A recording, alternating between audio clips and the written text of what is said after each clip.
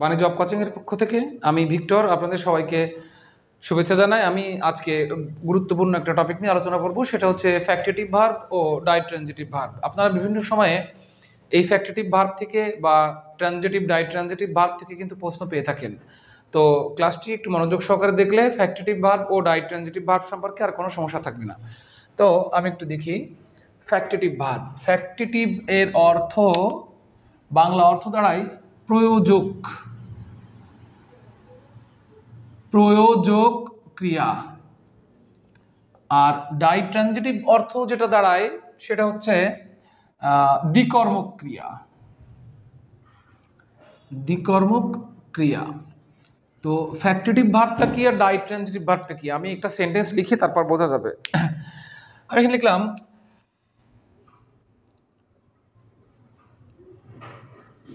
They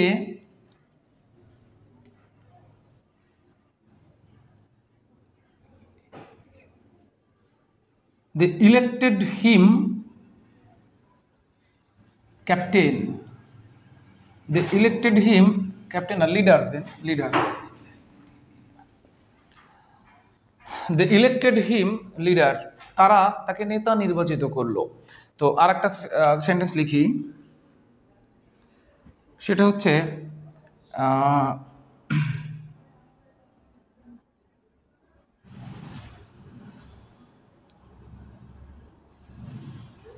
he give me a pen. তো এখানে দুইটা সেন্টেন্স রয়েছে, একটু খেয়াল করে দেখেন। প্রথম সেন্টেন্সটা দে ইলেক্টেড হিম লিডার, তারা তাকে নেতা নির্বাচিত করলো। পরেরটা হচ্ছে he give me a pen, সে তাকে একটি কলম দিল। তাহলে এইখানে দেখেন হিম একটি অবজেক্ট রয়েছে, লিডার একটি অবজেক্ট রয়েছে, এখানটাতে আবার মি একটি অবজেক্ট রয়েছে, এ পেন একটি অবজেক্ট রয়েছে। কিন্তু এই দুইটা এই ভার্বটারও দুইটা অবজেক্ট, এই ভার্বটারও দুইটা অবজেক্ট, এই দুইটা চারটা অবজেক্টের ভিতরে কিন্তু অনেক পার্থক্য রয়েছে এবং এই অবজেক্টের উপর ভিত্তি করেই কিন্তু আমাদের এই ভার্বটা নিরূপণ হবে। তো আমি একটু দেখি, এখানে দেখেন হিম এটা একটা অবজেক্ট, আর লিডার এটা কিন্তু আরো একটা অবজেক্ট। এখন এই হিম আর লিডার তারা তাকে নির্বাচিত করলো, এই যে মানে নেতা নির্বাচিত করলো। হিম আর লিডার এই দুইটা ব্যক্তি কিন্তু একই। তাহলে এটা আর এটা কিন্তু একই ব্যক্তি। যখন এই দুইটা অবজেক্ট একই ব্যক্তি হয়ে যাবে, তখন এই শেষ যে অবজেক্টটা, এটার অবজেক্ট থাকবে না, এটা কমপ্লিমেন্ট হয়ে যাবে, এটা হয়ে যাবে কমপ্লিমেন্ট। কমপ্লিমেন্ট, এই অবজেক্ট অর্থ হচ্ছে কর্ম আর কমপ্লিমেন্ট অর্থ হচ্ছে পরিপূরক। পরিপূরক অর্থাৎ এইখানে এই যে ইলেক্টেড যে ভার্বটা আছে, সে তার অর্থ সম্পূর্ণ করার জন্য একটা অবজেক্ট নিল আর একটা কমপ্লিমেন্ট নিল। এখন যখন এই দুইটা অবজেক্ট একই হবে, একই ব্যক্তিকে বোঝাবে, তখন এই ভার্বটা হয়ে যাবে ফ্যাক্টিটিভ। এই ভার্বটা হয়ে যাবে ফ্যাক্টিটিভ। ওকে, আমি আশা করি আপনারা বুঝতে পারছেন, এটা হয়ে যাবে ফ্যাক্টিটিভ ভার্ব। তাহলে ফ্যাক্টিটিভ ভার্বের একটা অবজেক্ট থাকে আর একটা কমপ্লিমেন্ট থাকে। আমি সহজে চিনতে পারি ফ্যাক্টিটিভ ভার্বের যে দুইটা কর্ম দেখেন আপনারা, এই দুইটা কর্ম আসলে একই ব্যক্তিকে ইন্ডিকেট করবে, একই ব্যক্তিকে বোঝাবে। একই ব্যক্তিকে বোঝালে এটা কিন্তু ফ্যাক্টিটিভ ভার্ব। পরেরটা একটু দেখি, he give me a pen, সে আমাকে, he gave me a pen, he gave me a pen. তাহলে এই যে মি এটা আমাকে, আর এ পেন এটা কিন্তু মূলত একটা বস্তু, আর মি এটা আমি। তাহলে me R a pen a কিন্তু একই না, এই দুইটা অবজেক্ট কিন্তু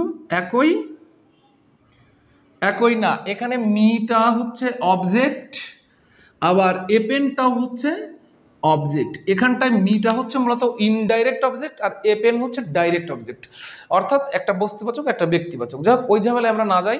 যখন এখানে দুইটা অবজেক্ট আলাদা হবে, ভিন্ন ভিন্ন বস্তুকে বোঝাবে, তখন এই ভার্বটা হয়ে যাবে মূলত ডাইট্রানজিটিভ। ডাইট্রানজিটিভ অর্থাৎ দ্বিকর্মক ক্রিয়া, এটা হয়ে যাবে মূলত দ্বিকর্মক ক্রিয়া। আর অবজেক্ট একই থাকলে সেটা হয়ে যাবে ফ্যাক্টেটিভ ভার্ব বা প্রয়োজক ক্রিয়া। যেমন দেখেন আমি এখানে বললাম টিচার টিচার কল্ড হিম ফুল। টিচার কল্ড হিম ফুল। টিচার তাকে বোকা বলে ডাকে, শিক্ষক তাকে বোকা বলে ডাকে। তো এখানে হিম এটা একটা অবজেক্ট, আর ফুল এটা এই অবজেক্টটা আর এই অবজেক্টটা একই ব্যক্তিকে বোঝাচ্ছে। যখন একই ব্যক্তিকে বোঝাবে তখন হিমটা হয়ে যাবে অবজেক্ট, আর এইটা হয়ে যাবে কমপ্লিমেন্ট। আর এই ভার্ব যেটা রয়েছে, এই ভার্বটা হয়ে যাবে মূলত কি বলেন তো? এটা একটা ফ্যাক্টিটিভ ভার্ব হয়ে যাবে, ফ্যাক্টিটিভ ভার্ব। আমি আশা করি আপনারা বুঝতে পারছেন। They gave me advice. They gave me advice, এটা কোন ভার্ব? আপনারা বুঝতে পারতেছেন কোন ভার্ব। এখানে মি এটা একটা অবজেক্ট।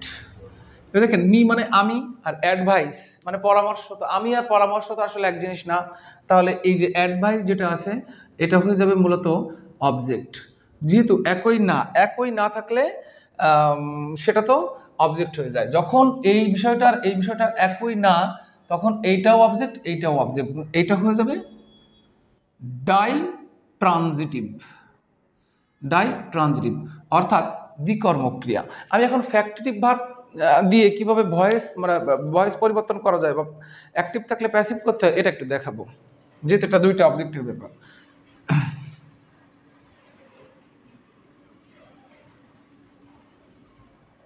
তবে দেখেন টিচার কল্ড হিম ফুল। এখানে আরেকটা জিনিস রয়েছে, আমি সেটা পরে আলোচনা করে দিব। তার আগে আমি এখনই বলে দিই, এই যে যেহেতু এটা হিম আর এটা ফুল একই, তাহলে এটা একটা ফ্যাক্টিটিভ ভার্ব। ভার্বটা হচ্ছে ফ্যাক্টিটিভ ভার্ব, এবং এটা একটা অবজেক্ট, এবং এটা একটা কমপ্লিমেন্ট। ওকে, এখানে একটা জিনিস মনে রাখবেন, এটা খুবই গুরুত্বপূর্ণ, সেটা হচ্ছে ফ্যাক্টিটিভ ভার্বের এটা অবজেক্ট থাকবে, এবং ফ্যাক্টিটিভ প্রয়োজক। আসলে এটা প্রয়োজক কেন, এটা কেন ফ্যাক্টিটিভ?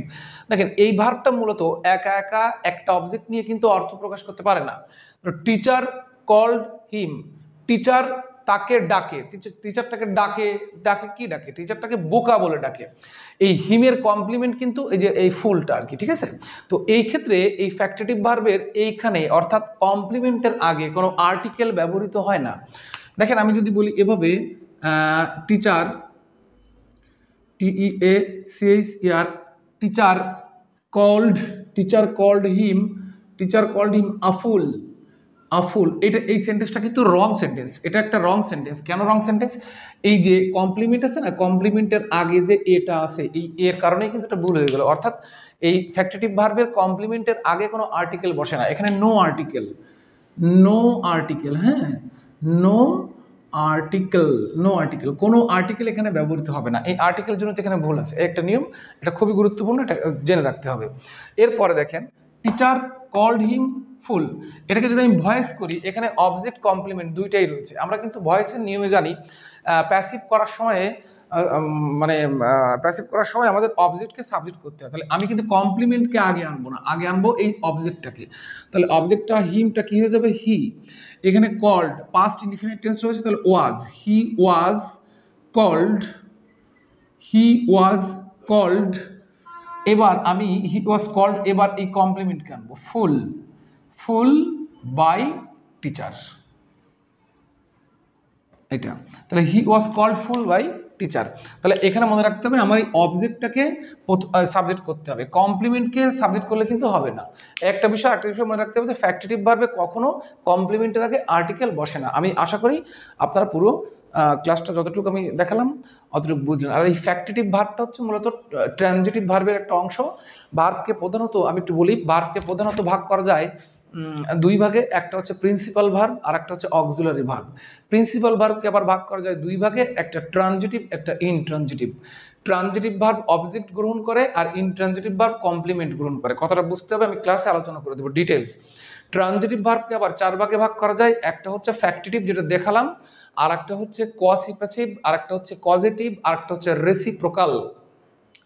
এটা হচ্ছে আমার ট্রানজিটিভ ভার্ব, আর ইনট্রানজিটিভ ভার্বটা হচ্ছে কপুলেটিভ ভার্ব, পজিটিভ ভার্ব, আর একটা হচ্ছে কগনিট ভার্ব। এটা হচ্ছে ইনট্রানজিটিভ ভার্ব। এরপরে রয়েছে মূল ভার্বকে যে ভাগ করেছিলাম আমি ফাইনাইট নন ফাইনাইটে, আমি দুঃখিত ভুল বলছি, প্রধানত ভার্বকে দুই ভাগে ভাগ করা যায়, একটা ফাইনাইট ভার্ব, একটা নন ফাইনাইট ভার্ব। ফাইনাইট ভার্বকে আবার দুই ভাগে ভাগ করা যায়, একটা হচ্ছে প্রিন্সিপাল ভার্ব আর একটা হচ্ছে অক্সিলারি ভার্ব। প্রিন্সিপাল ভার্বকে আবার দুই ভাগে ভাগ করা যায়, একটা ট্রানজিটিভ আর একটা ইনট্রানজিটিভ। ট্রানজিটিভ ভার্বকে চার ভাগে ভাগ করা যায় যেটা আমি বললাম, আর ইনট্রানজিটিভ ভার্বকেও তিন ভাগে ভাগ করা যায় সেটাও আমি বলছি। এরপরে আছে non finite verb. Non finite ভার্বকে বিভিন্নভাবে চেনা যায়, পুরো ডিটেলসটা ভার্বের ডিটেলসটা আমি ক্লাসে আলোচনা করে দিব। ততদিন পর্যন্ত ভালো থাকবেন, সুস্থ থাকবেন। বাণী জব কোচিং ও বাণী এডুকেশনের পক্ষ থেকে সবাইকে ধন্যবাদ।